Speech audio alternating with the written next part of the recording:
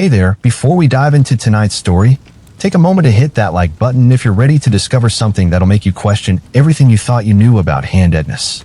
And let me know in the comments, are you left-handed, right-handed, or one of those rare ambidextrous folks? It's always fascinating to see who's watching from around the world. Now imagine this. You're sitting in a medieval classroom, maybe 7 years old, trying to write your letters. Your teacher sees you reach for your quill with your left hand, and suddenly her face goes white with terror. She grabs a wooden ruler and smacks your knuckles so hard you see stars. "That's the devil's hand," she screams. "Use God's hand, or you'll burn in hell." Sounds crazy, right? Well, buckle up, because for over 1,000 years, being left-handed wasn't just different, it was dangerous. Tonight, we're diving into one of history's strangest and cruelest prejudices. A time when your dominant hand could literally get you accused of witchcraft, kicked out of church, or worse. So dim the lights, get comfortable, and let's explore why left-handed people were once considered servants of Satan himself. Number 1. The stigma of the left hand. Welcome to a world where something as simple as which hand you use to write could mark you as cursed, evil, or touched by darkness itself. From the moment civilization began keeping records, the left hand has carried a burden that seems almost impossible to believe today. Let's start with language itself, because words carry the weight of centuries of fear and superstition. The English word sinister, meaning threatening, evil, or ominous, comes directly from the Latin word for left. Think about that for a moment. An entire side of the human body became synonymous with evil in the minds of our ancestors. But it doesn't stop there. In French, the word gauche means both left and clumsy or awkward. In Italian, mancino means left-handed, but it also means deceitful or dishonest. German gives us linkish, which means both left and clumsy. It's as if every major European language decided that being left-handed was not just different, but wrong. Now imagine you're a child in medieval Europe, and you naturally reach for things with your left hand. Every time you do, adults around you cringe, flinch, or worse, they see it as a sign that something is fundamentally broken about you. Your parents watch you with worry, wondering if they've been cursed with a devil child. The stigma wasn't just social, it was cosmic. In ancient times, people believed the universe was divided into two opposing forces, good and evil, light and dark, right and left. The right side represented order, righteousness, and divine blessing. The left side represented chaos, sin, and demonic influence. This wasn't just European thinking either. In many cultures around the world, the left hand became associated with everything unclean. In Islamic tradition, the left hand was reserved for personal hygiene, making it inappropriate for eating or greeting others. In Hinduism, the left side was sometimes associated with the goddess Kali, powerful, but fierce and potentially destructive. But here's where it gets really twisted. In medieval Christian Europe, this natural preference for one hand over another became wrapped up in the cosmic battle between God and Satan. Church scholars didn't see left-handedness as a random biological trait. They saw it as a spiritual defect, a mark that showed someone was closer to evil than to good. Picture yourself at a medieval feast. Everyone is eating, laughing, and sharing stories. But if you reach for your bread with your left hand, the entire table goes quiet. Conversations stop. I stare. Someone might even make the sign of the cross. You've just reminded everyone present that there's something not quite right about you. The most heartbreaking part, left-handed people began to believe it themselves. When everyone around you, from your parents to your priests, tells you that your natural instincts are wrong and evil, you start to wonder if maybe they're right. Maybe there really is something dark about you that you can't control. And this was just the beginning. Because what started as linguistic prejudice and cultural superstition was about to become something much more dangerous, official church doctrine that would terrorize left-handed people for centuries to come. Number 2. The church's condemnation. Step into a medieval monastery, where monks spend their days copying sacred texts by candlelight. The scratching of quills on parchment fills the air, but there's something else, the occasional sharp crack of wood against flesh. Because if any young novice dares to hold his pen with his left hand, the punishment is swift and brutal. The medieval Christian church didn't just disapprove of left-handedness, it declared war on it. To the church, this wasn't about preference or comfort. It was about salvation itself. Church doctrine taught that God sat on the right side of Jesus Christ. The Bible spoke of the blessed being seated at God's right hand, while the damned are cast to the left. Matthew 25 verse 33 became a weapon against left-handed children. And he shall set the sheep on his right hand, but the goats on the left. If you were left-handed, you were literally on the side of the goat, the damned. But it gets worse. Medieval theologians believed that Satan himself was left-handed. In their minds, when the devil tempted humans or whispered evil thoughts, he did so through the left side of the body. They taught that evil entered through the left ear, left eye, and most dangerously, through the left hand. So imagine you're a 7-year-old child in a monastery school. The brother teaching you to write notices, you naturally pick up your quill with your left hand. In his mind, he's not just correcting bad penmanship, he's performing an exorcism. He's trying to save your immortal soul from damnation. The punishment was systematic and cruel. Left-handed children had their arms tied behind their backs, forcing them to use only their right hand. Some had their left hands bound to their bodies with rope or leather straps. Others were made to sit on their left hand during lessons, cutting off circulation until their fingers went numb. The most sadistic teachers would place a candle near the child's left hand during writing lessons. Every time the child instinctively reached for the pen with the wrong hand, they'd get burned. The message was clear: your natural instincts will lead you to pain and suffering. But physical punishment was only part of the horror. These children were also subjected to spiritual terrorism. They were told that every time they used their left hand, they were inviting demons into their bodies. They were making themselves tools of Satan. They were choosing evil over good. Some monasteries had special correction chambers where left-handed children were taken for intensive retraining. These rooms were painted with terrifying murals showing demons dragging left-handed sinners into hell. The children would be forced to pray for hours, begging God to cleanse them of their sinful preference. The psychological damage was immense. Children developed anxiety, depression, and deep shame about their own bodies. Many became stutterers as their brains struggled to rewire fundamental neural pathways. Some developed tics or other nervous habits from the constant stress of fighting their own natural instincts. What makes this even more heartbreaking is that many parents supported these brutal methods. They genuinely believed their children's souls were in danger. A mother might weep as she watched her son's left hand being bound, but she'd tell herself it was necessary to save him from eternal damnation. The church's campaign against left-handedness was so successful that by the late medieval period, left-handed people made up less than 3% of the population in most European communities, compared to the natural rate of about 10 to 12%. Where did all those left-handed people go? They didn't disappear. They were forced into hiding, using their right hands in public while their left hands atrophied from disuse.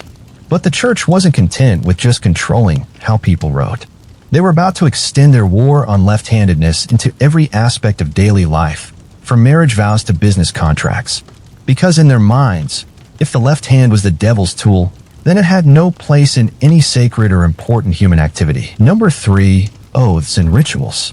You're standing at the altar on your wedding day, the most important moment of your life. Your beloved is beside you. The priest is reciting sacred words, and your families are watching with joy. But then something goes wrong. As you reach out to take your spouse's hand, you instinctively use your left hand. Gasps echo through the church. The priest stops mid-sentence. Some guests make the sign of the cross, while others whisper prayers of protection. Your marriage ceremony has just been tainted by the devil's touch. In medieval Europe, the right hand wasn't just preferred for formal occasions, it was required by divine law. Every sacred act, every binding oath, every important ritual had to be performed with the right hand, or it wasn't just invalid, it was damned. When knights swore fealty to their lords, the ceremony was called homage, and it involved placing the right hand between the lord's hands. If a knight accidentally used his left hand, the entire oath was considered corrupted. Some believed it meant the knight would betray his lord, while others thought it meant demons would influence their relationship. Wedding ceremonies were particularly strict about this rule. The priest would watch carefully as the couple exchanged rings and made their vows. Both bride and groom had to use their right hands exclusively. Even reaching across to hold hands with the wrong hand could be seen as inviting evil into the marriage. Some couples were forced to repeat their entire ceremony if they made this mistake. But imagine the terror if you were naturally left-handed and trying to navigate these crucial moments. You'd spend weeks before your wedding practicing every gesture, every movement, forcing yourself to remember which hand to use. One moment of natural instinct could ruin the most important day of your life. Business contracts were equally affected by this obsession.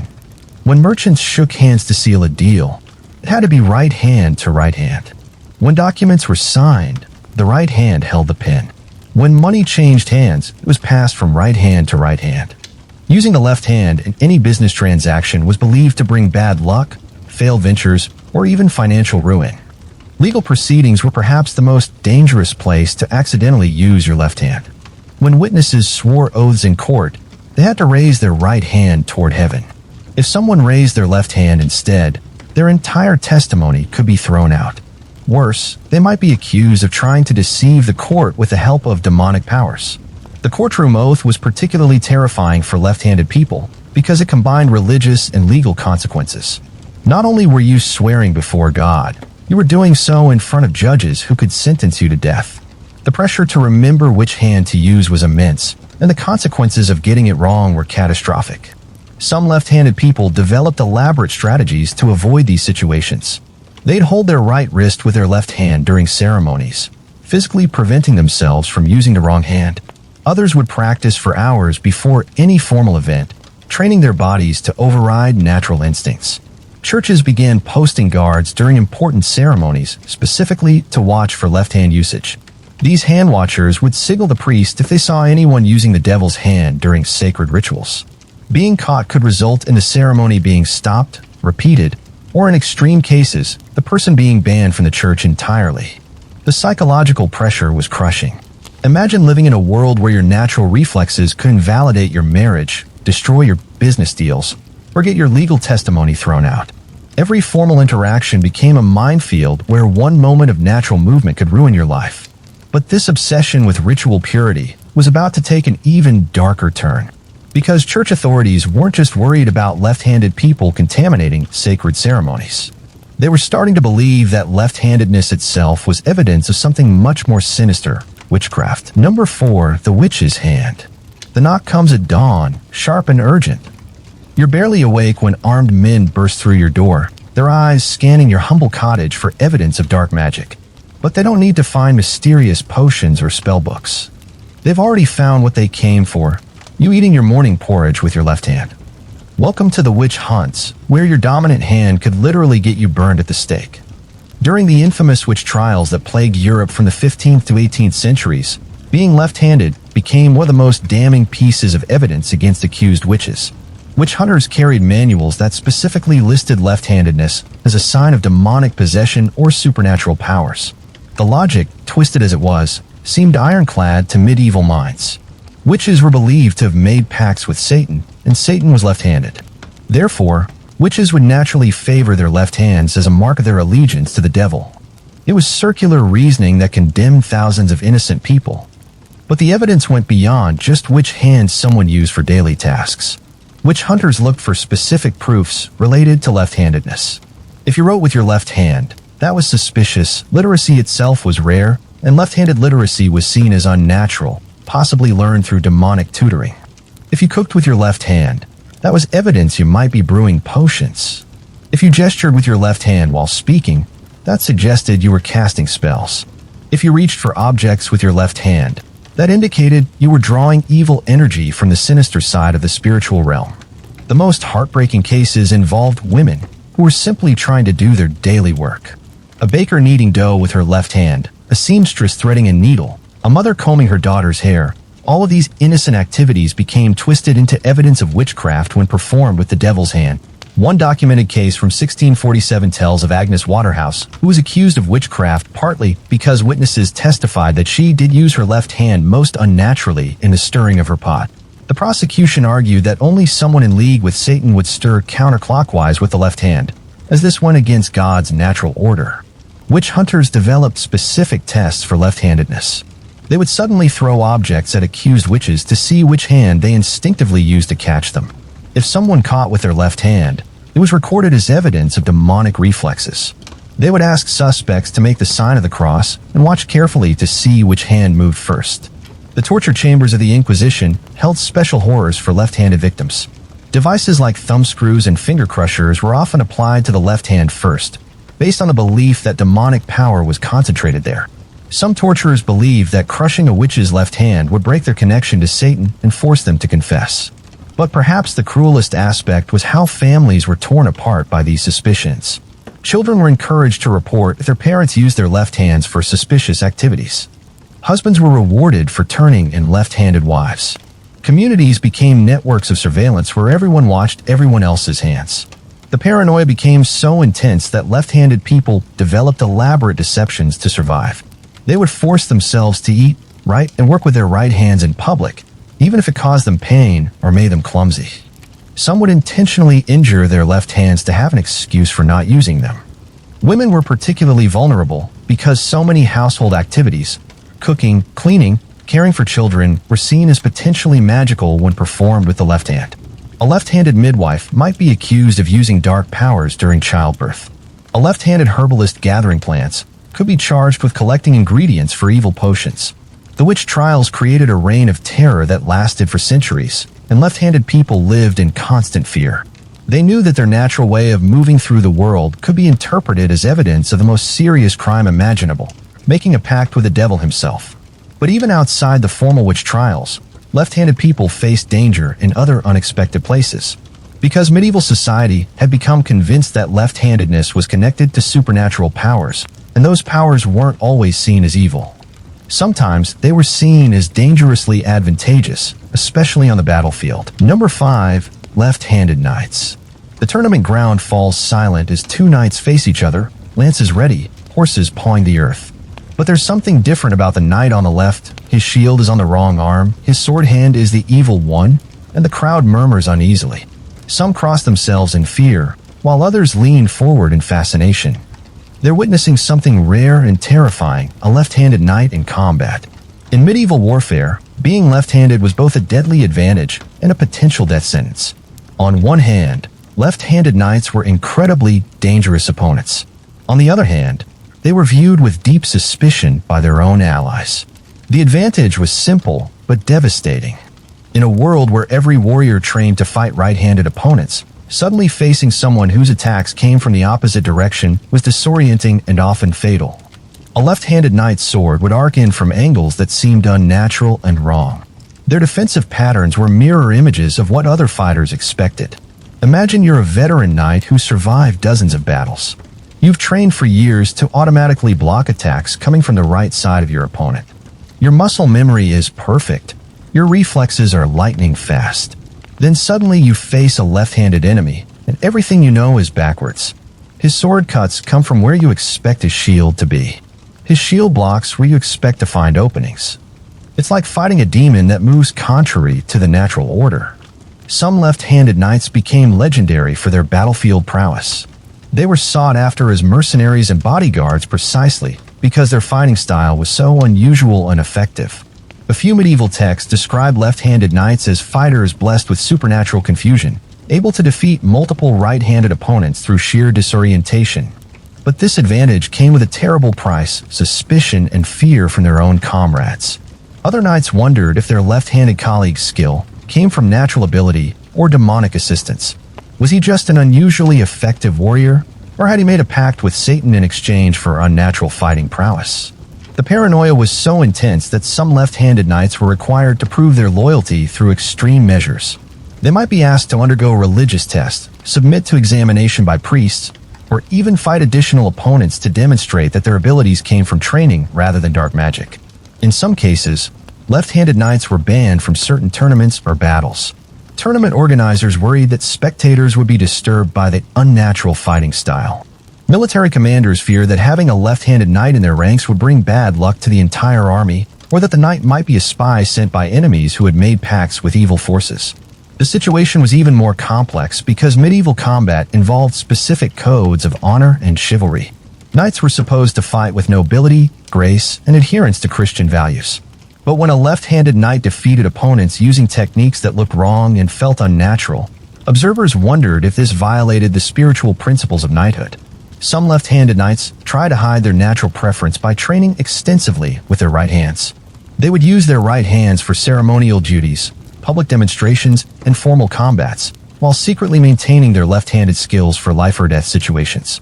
This created the strange situation of knights who appeared clumsy and average in tournaments, but suddenly became devastating fighters when their lives were actually threatened.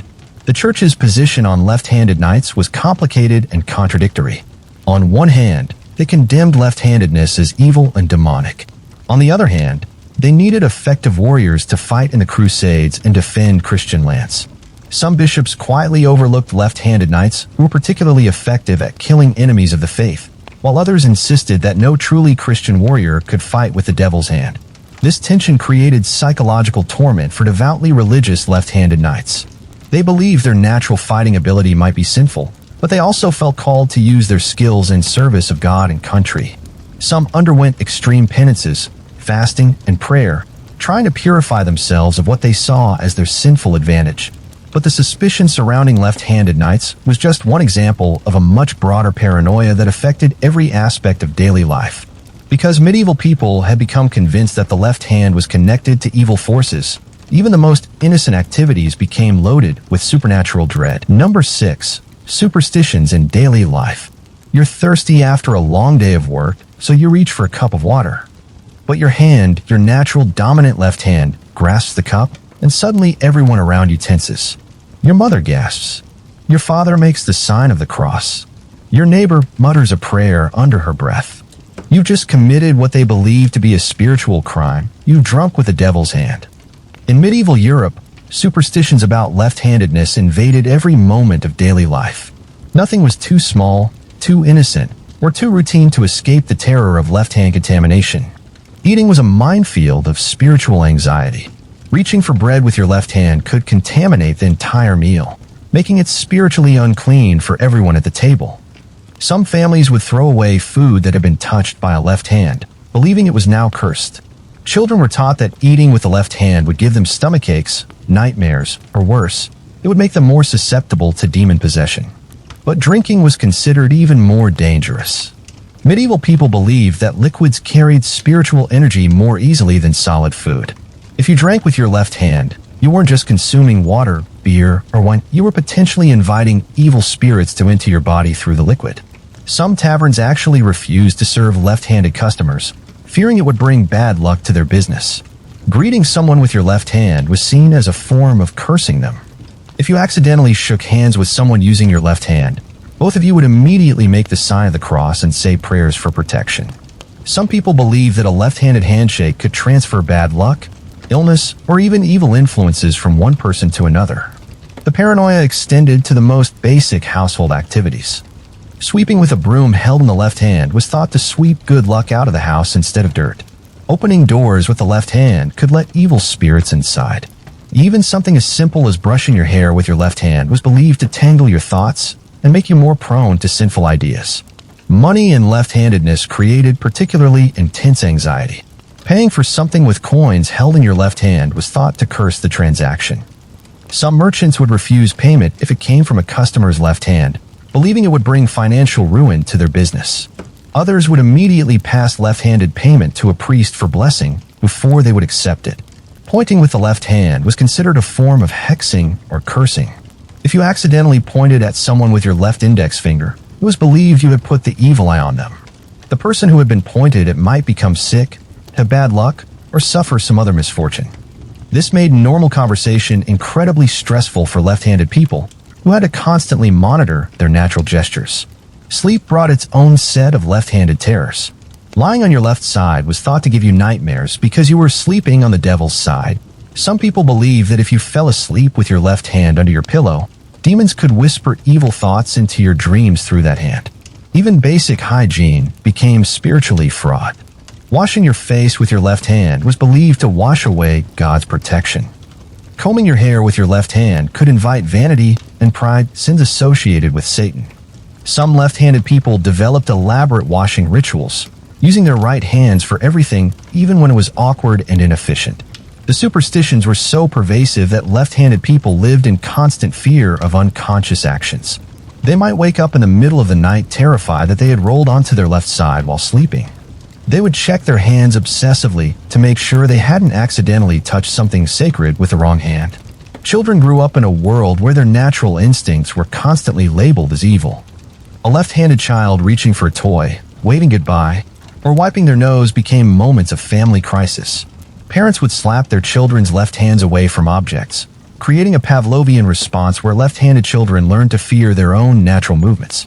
Some families developed left-hand watchers, usually a younger sibling whose job was to monitor left-handed family members and alert others when they were about to commit a left-handed sin.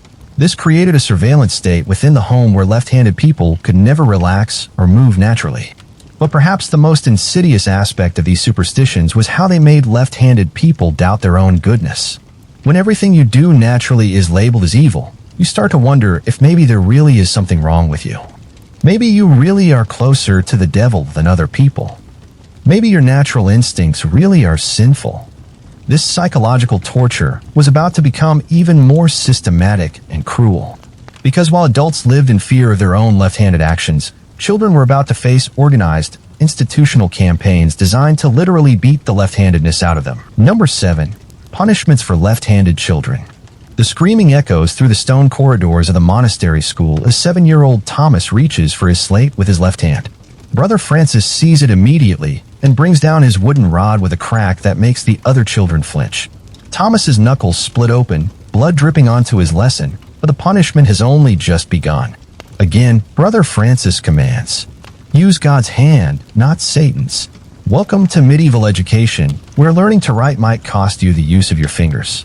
Left-handed children in medieval schools faced systematic torture disguised as education. Teachers didn't see themselves as abusing children. They believed they were saving souls from eternal damnation. Every blow, every cruel restraint, every humiliating punishment was justified as spiritual warfare against the devil's influence. The methods were creative in their cruelty. Some teachers would tie a child's left arm behind their back, forcing them to use only their right hand for hours at a time. The arm would go numb, then begin to ache, then develop shooting pains as circulation was cut off. Children would beg to be untied, but teachers saw their pleas as the devil trying to maintain his hold over them. Other schools used correction boxes, wooden cages just large enough for a child to sit in, with only a small slot for their right arm to emerge. Left-handed children would be locked inside these boxes during writing lessons, unable to use their dominant hand even if they wanted to. They would sit cramped and uncomfortable, struggling to form letters with their weaker hand while classmates watched in silent terror. The burning method was particularly sadistic. Teachers would place lit candles or heated metal rods near a child's left hand during lessons.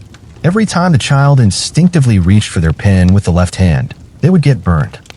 The smell of singed flesh would fill the classroom as children learned to associate their natural instincts with pain and fear. Some schools employed shame devices, wooden signs hung around left-handed children's necks that read "Devil's Hand" or "Satan's Servant." The children would have to wear these signs all day, enduring the stares and whispers of classmates. Even worse, they would have to wear them home, where their parents would see physical proof of their child's spiritual defect.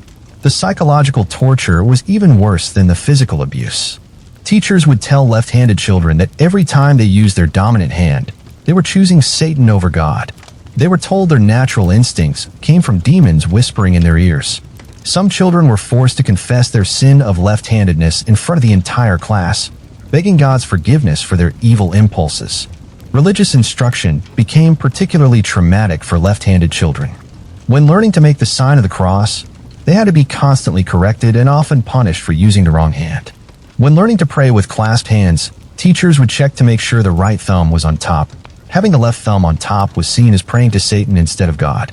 The most disturbed teachers would force left-handed children to sit on their dominant hand during religious instruction, literally crushing their natural instincts under their own body weight. Some children developed permanent nerve damage from these practices. Others lost the ability to feel sensation in their left hands after months of forced disuse. Peer pressure became another weapon against left-handed children. Right-handed students were encouraged to report any left-handed behavior they witnessed. Some schools offered rewards, extra food, lighter chores, or praise for students who successfully caught someone using their left hand. This turned classrooms into surveillance networks where left-handed children could never relax or feel safe. The most heartbreaking cases involved very young children who didn't understand why they were being punished. A 5-year-old who naturally reached for objects with their left hand would suddenly find themselves beaten, tied up, or publicly shamed. They couldn't comprehend why their normal behavior was being labeled as evil. which made the punishment even more psychologically damaging. Some left-handed children developed severe behavioral problems as a result of this abuse. They became withdrawn, anxious, and fearful. Others developed speech problems, including stuttering, as their brains struggled to cope with having their dominant neural pathways suppressed. Some children stopped talking altogether, afraid that any movement or expression might somehow be interpreted as left-handed behavior. The long-term effects were devastating. Many left-handed children who survived this educational torture grew up with deep psychological scars. They remained ambidextrous out of necessity, but never felt comfortable using either hand naturally. They developed anxiety disorders, depression, and lasting trauma from having their essential nature labeled as evil during their most formative years. Parents often supported these brutal methods because they genuinely believed their children's souls were in danger. A mother might weep to see her son's bruised and bleeding knuckles, but she would tell herself it was necessary to save him from hell. Families would celebrate when a left-handed child finally learned to write with their right hand, seeing it as a spiritual victory over Satan's influence. But this systematic abuse in schools was just the beginning of society's war against left-handedness. Because while children were being tortured in classrooms, artists and scholars were creating an entire mythology around the left hand that would influence popular culture for centuries to come. Number 8. The Devil's Signature. In the dim candlelight of a medieval monastery, Brother Augustine carefully illuminates another manuscript page with gold leaf and brilliant colors. But today's illustration makes him shiver as he works. He's painting a scene of a demon offering a contract to a desperate human soul, and according to church doctrine, there's only one way this scene can be depicted. The devil must be extending the contract with his left hand. Medieval art created a visual language of evil that placed left-handedness at its very center. Every painting, every sculpture, every illuminated manuscript reinforced the idea that the left hand was literally Satan's tool for corrupting humanity. The most common depiction showed demons using their left hands to write contracts with human souls. These weren't just random artistic choices, they were theological statements. Church authorities believed that when Satan made pacts with humans, he would naturally use his sinister hand to sign these evil agreements. Artists who painted devils using right hands would be corrected and forced to repaint their work. In countless medieval paintings of the Last Judgment, you can see Christ separating the saved from the damned. The blessed souls are always shown on Christ's right side, while the damned are cast to his left. But more subtly, the demons dragging souls to hell are always depicted using their left hands to grab, claw, and torment their victims. The symbolism became even more specific in depictions of famous biblical villains. Judas Iscariot, who betrayed Jesus, was almost always shown receiving his 30 pieces of silver with his left hand. The message was clear. The ultimate act of treachery in human history was committed by someone marked with the sign of left-handedness. Medieval artists developed entire visual vocabularies around left-handed evil. When painting scenes of the fall of man, they would show Eve reaching for the forbidden fruit with her left hand, suggesting that humanity's original sin came through the sinister side. When depicting Cain murdering Abel, the murder weapon was always held in Cain's left hand. But perhaps the most influential artistic tradition was the depiction of witches and sorcerers. Every painting of a witch brewing potion showed her stirring the cauldron with her left hand. Every image of a sorcerer casting spells showed him gesturing with his left hand. These visual cues taught viewers that supernatural evil powers were channeled through the left side of the body. The most terrifying images were those showing demons teaching humans to write with their left hands. These paintings suggested that literacy itself could be corrupted if learned through the wrong hand. They showed devils guiding human hands as they signed contracts, learned spells, or wrote blasphemous texts. The implication was that any knowledge gained through left-handed writing came from demonic sources. Church frescoes and stained glass windows reinforced these themes for illiterate populations who couldn't read theological texts but could understand visual symbolism. Every Sunday, parishioners would sit in churches surrounded by images that associated left-handedness with evil, damnation, and spiritual corruption. The messages soaked into popular consciousness through pure visual repetition. Some of the most disturbing medieval art showed left-handed children being corrected by angels or saints. These images were meant to be comforting, showing divine intervention saving children from sinful impulses. But they also normalized the brutal treatment that real left-handed children were experiencing in schools and homes.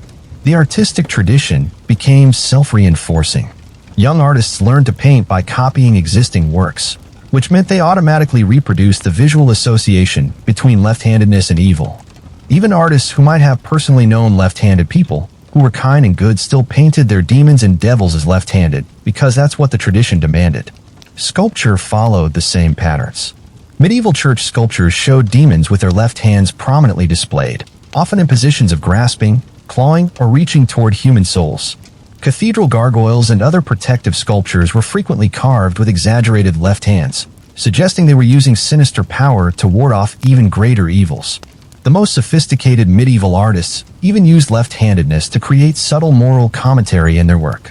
A painting might show a seemingly innocent scene, but a careful observer would notice that characters displaying moral weakness or hidden evil would be shown with slight emphasis on their left hands. A corrupt merchant might be painted counting coins with his left hand. An unfaithful wife might be shown removing her wedding ring with her left hand. These artistic choices weren't just aesthetic decisions, they were moral teachings.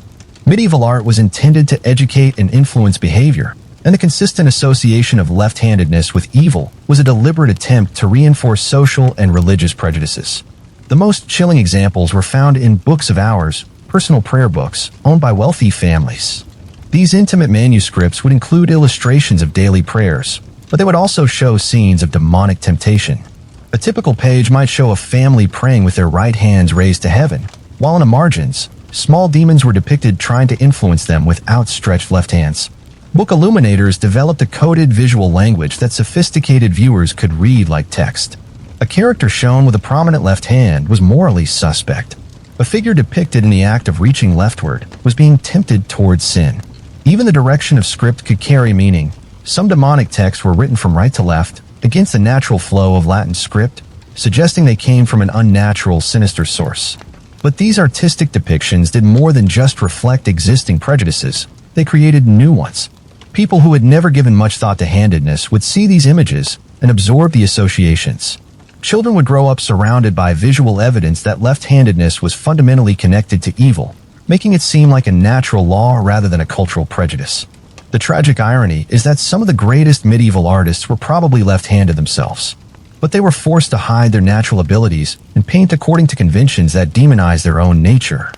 They created masterpieces that reinforced their own oppression, their artistic genius serving to legitimize the very prejudices that made their lives miserable. This visual propaganda campaign was incredibly successful.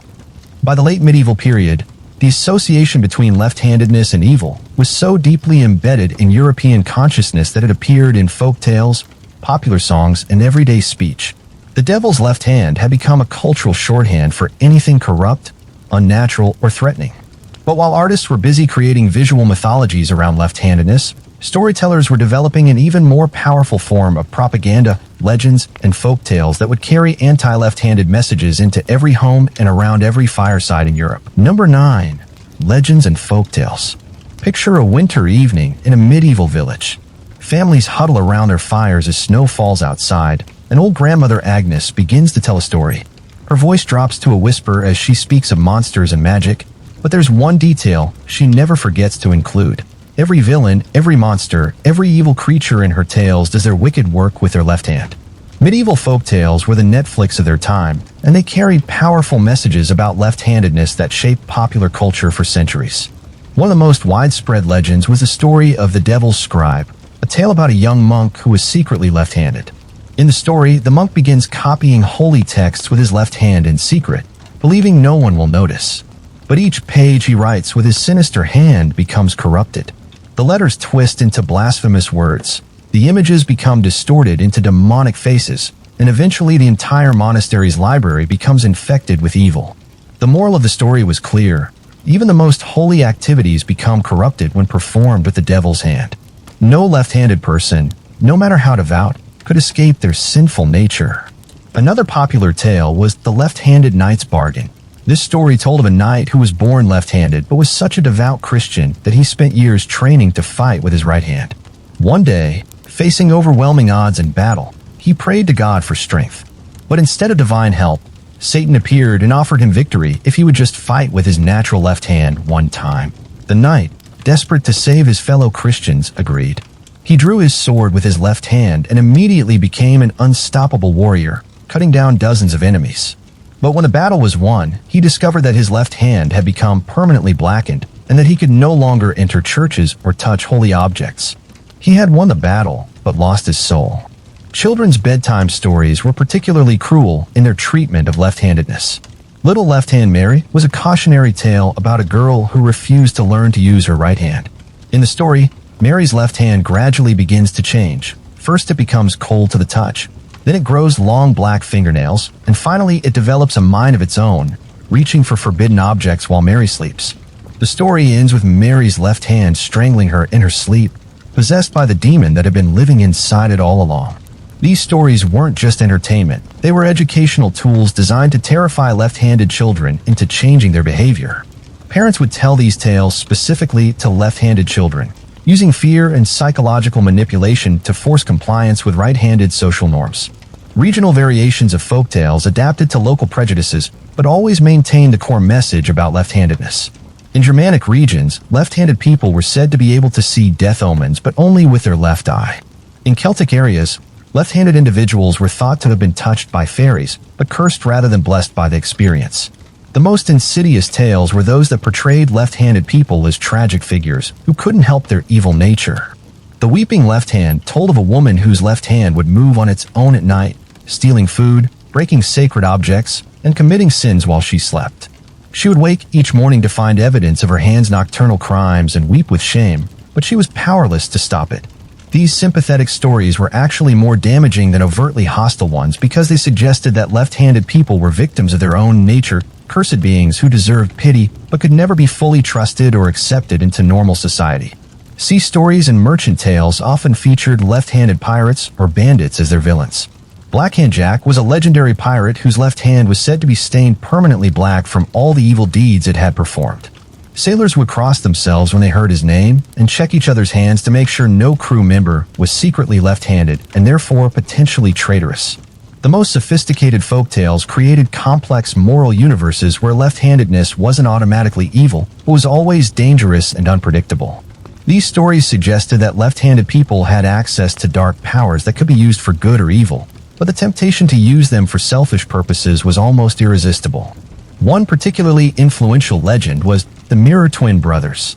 This tale described twin brothers, one right-handed and one left-handed, who were identical in every way except their dominant hands. The right-handed brother became a great saint, while the left-handed brother became a powerful sorcerer. They spent their lives in conflict, each trying to save or damn the world according to their nature. The story suggested that left-handedness wasn't just a physical trait, but a fundamental spiritual orientation that determined a person's ultimate moral destiny. It reinforced the idea that society was divided into two opposing camps, the righteous right-handed majority and the sinister left-handed minority. Professional storytellers and traveling minstrels carried these tales across Europe, creating a shared cultural mythology that transcended local differences. A left-handed person could travel from England to Italy and find the same prejudices and superstitions everywhere, reinforced by the same basic stories told in different languages. The psychological impact of these folk tales was devastating for left-handed people. They grew up surrounded by stories that portrayed people like them as cursed, dangerous, or evil. Even when they personally knew left-handed individuals who were kind and good, the cultural narrative was so powerful that they often wondered if there might be some hidden darkness lurking beneath the surface. But perhaps most tragically, these stories convinced many left-handed people to see themselves as the villains of their own lives. They internalized the message that their natural inclinations were fundamentally wrong and dangerous, leading to generations of self-hatred and psychological torment. However, as Europe slowly began to emerge from the medieval period, small cracks were beginning to appear in this wall of prejudice. A few brave thinkers were starting to question whether left-handedness really was a sign of evil, or whether centuries of fear and superstition might have been terribly wrong. Number 10. The slow shift in perception. The year is 1503, and in his workshop in Florence, Leonardo da Vinci dips his quill in ink and begins to write. But there's something extraordinary about this moment that would have horrified medieval observers. He's writing with his left hand, moving from right to left across the page in his famous mirror script. And he's not hiding it. He's not ashamed. He's simply working in the way that feels most natural to him. This moment represents the beginning of a revolution in thinking about left-handedness that would take centuries to complete. The Renaissance brought with it a new spirit of inquiry and observation that began to challenge medieval superstitions. Scholars started to notice that left-handedness seemed to occur in predictable patterns across families, suggesting it might be a natural trait rather than a spiritual curse. They observed that left-handed individuals often excelled in certain activities, particularly those requiring spatial reasoning and artistic ability. Leonardo da Vinci became one of the first prominent figures to openly embrace left-handedness as a gift rather than a curse. His mirror writing, which read normally when held up to a mirror, was probably developed partly to accommodate his left-handed nature. It prevented him from smudging ink as he wrote. But instead of hiding this unusual skill, he used it as a form of intellectual security, encoding his scientific observations in a script that few others could read. Da Vinci's genius forced educated people to confront an uncomfortable question. If left-handedness was truly a mark of evil, how could it produce such extraordinary artistic and scientific achievements? His anatomical drawings, engineering designs, and artistic masterpieces all flowed from his left hand, challenging the medieval assumption that nothing good could come from the sinister side. But change came slowly and unevenly. While Renaissance intellectuals began to appreciate left-handed artists and scholars, ordinary people still lived with centuries of accumulated fear and prejudice. A left-handed genius like Da Vinci might be celebrated in cultured circles, but a left-handed peasant child was still likely to be beaten and forced to change. The Protestant Reformation of the 16th century created unexpected opportunities for reconsidering left-handedness. As reformers challenged Catholic Church authority and doctrine, some began to question whether all church teachings about left-handedness were actually biblical. A careful reading of Scripture revealed that while the Bible used left and right symbolically, it didn't actually condemn left-handedness as inherently evil. Some Protestant theologians argued that God had created left-handed people for his own purposes, and that forcing them to change was actually opposing divine will. This was a revolutionary idea that gradually began to influence educational practices in Protestant regions. Schools in areas influenced by the Reformation began to adopt slightly more tolerant approaches to left-handed children, though punishment and forced correction remained common. The rise of scientific thinking during the Enlightenment provided new ways to understand left-handedness. Natural philosophers began to study human anatomy and physiology more systematically, discovering that handedness seemed to be connected to brain structure and function rather than moral character. They observed that left-handedness occurred in all cultures and across all social classes, suggesting it was a universal human variant rather than a localized curse. However, progress was frustratingly slow and inconsistent. Even as educated elites began to adopt more tolerant views, popular culture remained deeply suspicious of left-handedness. The folktales and superstitions that had developed during the medieval period continued to influence ordinary people's attitudes well into the modern era. The development of printing made new ideas about left-handedness more widely available, but it also preserved and spread older prejudices. Medieval texts that condemned left-handedness were reprinted and distributed more widely than ever before, while newer, more tolerant viewpoints struggled to reach popular audiences. Some regions and social classes embraced change more quickly than others. Urban areas with strong merchant classes and connections to international trade were generally more tolerant of differences, including left-handedness. University towns where scholars gathered to debate new ideas became pockets of relative acceptance. But rural areas, especially those dominated by traditional religious authority, maintained older prejudices well into the 18th and 19th centuries. The Enlightenment emphasis on individual rights and freedoms gradually began to protect left-handed people from the most extreme forms of persecution. Laws against witchcraft were repealed in most countries, removing one of the most dangerous threats to left-handed individuals. Educational reforms began to emphasize reason over superstition, leading to less brutal treatment of left-handed children in schools. But perhaps the most important change was cultural, rather than legal or educational. Slowly, very slowly, left-handedness began to be associated with creativity, originality, and even genius rather than evil and corruption. The examples of left-handed artists, writers, and thinkers began to outweigh the old superstitions in educated circles. This shift wasn't complete or universal. Even today, many languages retain the linguistic prejudices that developed during medieval times. Sinister still means threatening, gauche still means awkward, and many cultures continue to associate the left hand with impurity or disrespect. But the most extreme persecution had begun to fade. By the late 18th century, being left-handed was no longer likely to get you accused of witchcraft or banned from church. Left-handed children were still often forced to write with their right hands, and social prejudices persisted, but the threat of violence and persecution had largely disappeared in most of Europe. The transformation was gradual and incomplete, but it represented a fundamental shift in human thinking. After more than 1,000 years of viewing left-handedness as a spiritual defect or demonic influence, society was finally beginning to accept it as a natural human variation. However, this acceptance didn't happen overnight, and the psychological scars left by centuries of persecution would take much longer to heal. Many left-handed people continued to feel shame about their natural inclinations long after the worst persecution had ended, and some families continued to pressure left-handed children to change, even when it was no longer required by law or religion. The story of left-handedness in medieval and early modern Europe reveals something profound about human nature: our tendency to fear what we don't understand and to create elaborate justifications for our prejudices. For centuries, millions of people lived diminished lives, hiding their natural abilities and living in fear of persecution, all because of a superstition that had no basis in reality. But it also reveals something hopeful about human progress. Eventually, reason and observation triumph over superstition and fear. The truth that left-handedness is simply a natural variation in human development finally overcame centuries of prejudice and persecution. Today, we recognize that left-handed people have made extraordinary contributions to art, science, literature, and every other field of human endeavor. We understand that handedness is determined by brain structure and genetics, not by moral character or spiritual orientation. We celebrate rather than condemn the differences that make each person unique. Yet the story of left-handed persecution serves as a reminder of how quickly fear can turn into hatred and how easily prejudice can be disguised as moral certainty. In a world that still struggles with discrimination based on race, religion, sexuality, and other characteristics, the long history of left-handed persecution offers both a warning and hope, a warning about how cruel humans can be to those who are different, and hope that even the deepest prejudices can eventually be overcome. The left-handed people of medieval Europe couldn't change the world they lived in, but they survived it. They preserved their natural abilities despite centuries of punishment and persecution.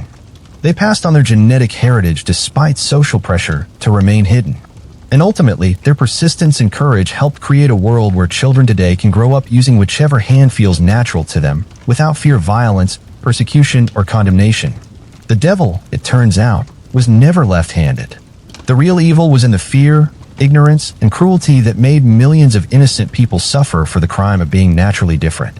And perhaps the greatest victory of all is that we can now see this clearly, learn from this history, and work to ensure that such widespread persecution based on natural human variation never happens again. The story of left-handed persecution is ultimately a story about the triumph of truth over superstition, acceptance over fear, and human dignity over prejudice. It reminds us that progress is possible, that understanding can overcome hatred, and that the arc of history, however slowly, bends toward justice. So the next time you see someone writing with their left hand, eating with their left hand, or simply moving through the world in their own natural way, remember the centuries of courage it took to make that simple act possible. Remember the children who were beaten, the adults who lived in fear, and the generations who hid their true nature to survive. And remember that in celebrating difference rather than condemning it, in choosing understanding over fear, and in protecting the vulnerable rather than persecuting them, we honor not just the left-handed people who suffered throughout history, but the very best of human nature itself. Their hands were never sinister. Our fear was. And in overcoming that fear, we didn't just liberate left-handed people. We liberated ourselves from the chains of prejudice, superstition, and unnecessary cruelty that diminish us all. The story continues today. In every choice we make about how to respond to human difference, in every opportunity we have to include rather than exclude, in every chance we get to choose love over fear. The hands that write the next chapters of this story, whether left or right, will be guided by the wisdom we gain from understanding our past and the courage we find to build a better future. In the end, that may be the most important lesson of all, that every generation has the power to choose whether it will perpetuate the worst impulses of human nature or nurture the best. The left-handed people who suffered in centuries past didn't suffer in vain if their experience teaches us to be more compassionate, more curious, and more committed to the radical idea that all people, regardless of how they differ from arbitrary norms, deserve to live with dignity, safety, and the freedom to be authentically themselves. Their legacy lives in every moment when we choose acceptance over rejection, understanding over fear, and love over hate. And in that way, the triumph over left-handed persecution becomes not just a victory for left-handed people, but a victory for humanity itself. The story of left-handedness in medieval and early modern Europe reveals something profound about human nature, our tendency to fear what we don't understand and to create elaborate justifications for our prejudices. For centuries, millions of people lived diminished lives, hiding their natural abilities and living in fear of persecution, all because of a superstition that had no basis in reality. But it also reveals something hopeful about human progress. Eventually, reason and observation triumph over superstition and fear. The truth that left-handedness is simply a natural variation in human development finally overcame centuries of prejudice and persecution. Today, we recognize that left-handed people have made extraordinary contributions to art, science, literature, and every other field of human endeavor. We understand that handedness is determined by brain structure and genetics, not by moral character or spiritual orientation. We celebrate rather than condemn the differences that make each person unique. Yet the story of left-handed persecution serves as a reminder of how quickly fear can turn into hatred and how easily prejudice can be disguised as moral certainty. In a world that still struggles with discrimination based on race, religion, sexuality, and other characteristics, the long history of left-handed persecution offers both a warning and hope, a warning about how cruel humans can be to those who are different, and hope that even the deepest prejudices can eventually be overcome. The left-handed people of medieval Europe couldn't change the world they lived in, but they survived it. They preserved their natural abilities despite centuries of punishment and persecution. They passed on their genetic heritage despite social pressure to remain hidden. And ultimately, their persistence and courage helped create a world where children today can grow up using whichever hand feels natural to them, without fear of violence, persecution, or condemnation. The devil, it turns out, was never left-handed. The real evil was in the fear, ignorance, and cruelty that made millions of innocent people suffer for the crime of being naturally different.